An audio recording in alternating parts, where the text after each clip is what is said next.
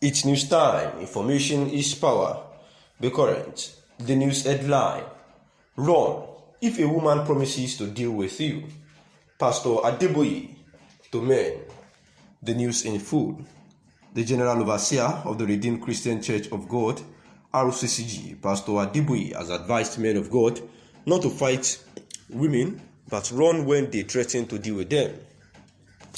He gave this advice at the special online service on Sunday, January 9th, as he cited in the classical Bible the case of Elijah and Jezebel to buttress his point.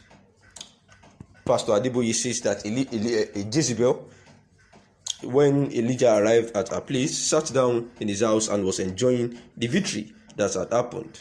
He had just called down fire from heaven, and he had prophesied as well that and prayed that there was rain for the first time in 3 years.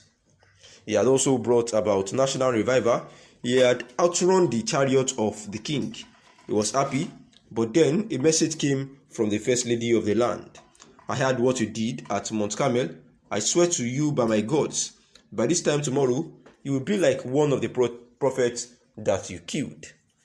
Elijah, the great man of God, ran. The man who dared 450 prophets ran from a woman. I know a lot of people have said, how could that be? Elijah was very wise. I have told you men of God again and again, don't fight a woman. If a woman says she is going to deal with you, run. If you learn to run today, you will be alive to fight tomorrow. The African elders have a saying, the one who knows when to fight and when to run is the one they call the champion. You must know when to fight and also when to run. When Jezebel says, I am coming for you, Elijah also did the right thing. He ran. Vanguard quoted him as saying, political leaders who are not in tune with Governor Hope Uzodinma under the APC have also seen the matter as a rallying ground as things heat up ahead of 2023.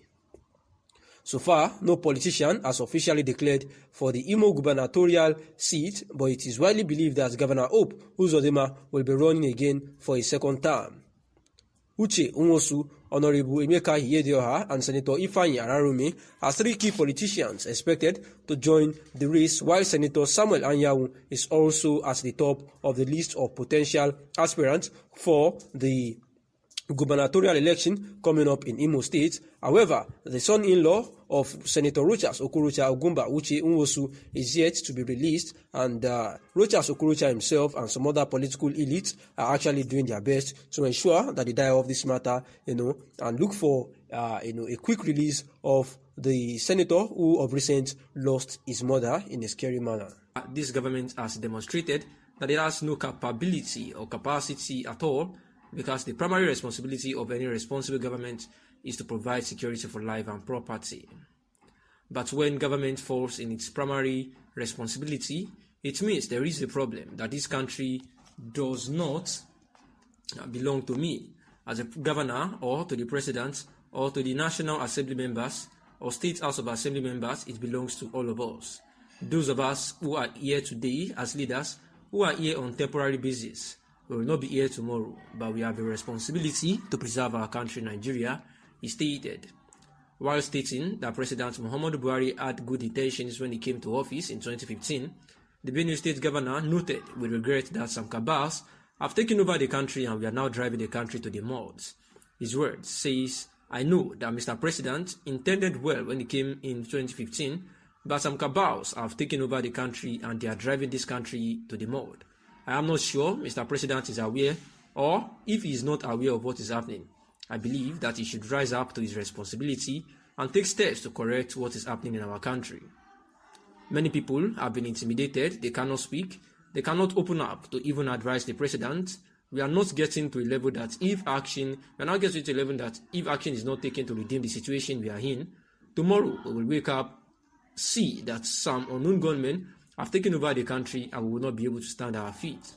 So for me, I am concerned as a Nigeria, as a patriotic person who wants things to work and who believes in Nigeria. As you can see, the symbol of unity of the colors, what I wear and I carry around everywhere around the world, I wear these colors to show that I believe in Nigeria. First of all, I believe in my own state. the Tiv, the Idoma, the Gede people uniting and working together and bringing prosperity and, of course, in Nigeria, green, white, green. I believe in the unity of this country. When asked if he ever told the president about the general situation of things in the country, how Autumn responded, how I wish you have the opportunity to ask the same question you are asking from me, from the president. I have done that and I will do it again. If I have another opportunity, I will draw his attention to it. I have recommended to him what I think, in my opinion, will help us salvage this country, because I know, even as governor, the challenges I have, and the challenges of Mr. President is 35 times more than I have. So I have always been objective. I have always been frank to Mr. President every time I have the opportunity to discuss with him. Left to me alone, this issue of herdsmen wouldn't have lasted this long, because I have told him the truth, of course. You can see that the ranching program is started in 2016.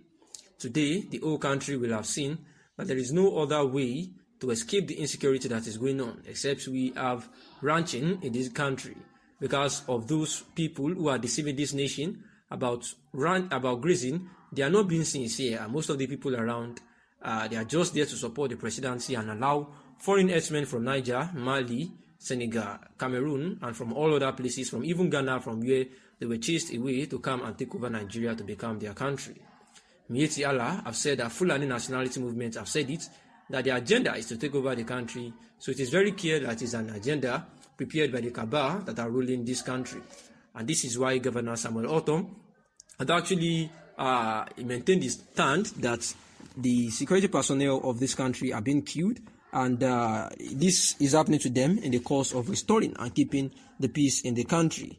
And he continued saying, this revelations he made at Abuja, while saying that Muhammadu Buhari's regime had actually been hijacked by some cabals who do not have a good intention for the citizens of this country.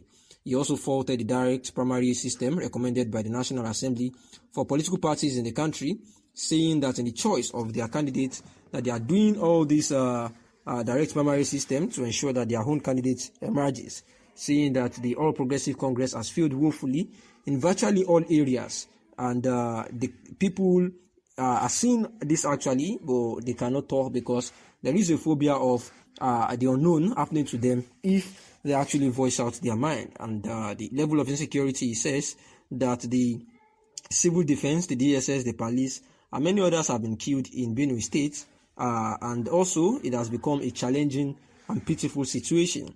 And the federal government seems to be so helpless, and the only people who can help salvage this country is the people of the country, by coming together as one, uniting and speaking out and looking for alternative means to ensure that there is peace and stability in the state.